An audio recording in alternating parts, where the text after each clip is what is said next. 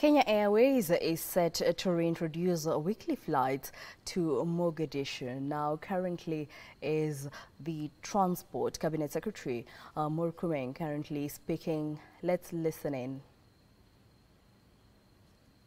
11.147 million in 2023. The government is therefore delighted at the commitment of our national carrier to align itself with and support the priorities of the government to promote connectivity, regional integration, and trade, among other goals.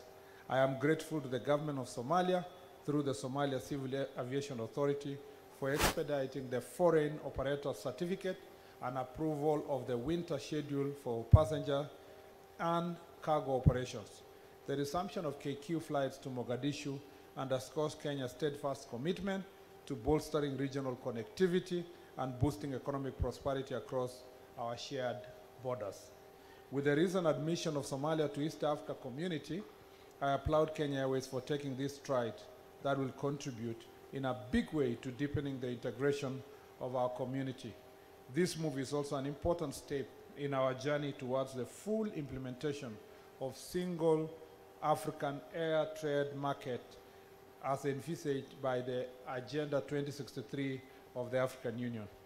By reinstating direct air links between Nairobi and Mogadishu, we are laying the foundation for enhancing trade, expanding investment horizons, and enriching cultural exchanges. Such initiatives ignite economic activity and nurture collaboration between our two nations. The role of air transport in promoting people-to-people connection and driving peaceful coexistence and common prosperity cannot be stressed enough. Ladies and gentlemen, looking into the future, we need to take advantage of KQ's resume to fly to deepen sustainable development and inclusive growth. Our respective ministries and other stakeholders need to work together to address the infrastructure gaps, streamline regulatory framework, and cultivate an enabling environment for long-term prosperity. On the infrastructure side, as has been alluded by my colleague, Honorable Aden Duale, we are, as a government, in the final stages of advertising for a PPP arrangement to build a new terminal. Where we stand here, this tent is a monument of shame, because as a country, a friend of mine told me, your country is big, but the airport is small. And that when someone lands here, they don't feel like really what they see represents what Kenya is. And they are right. And we, as I've said, we accept constructive criticism.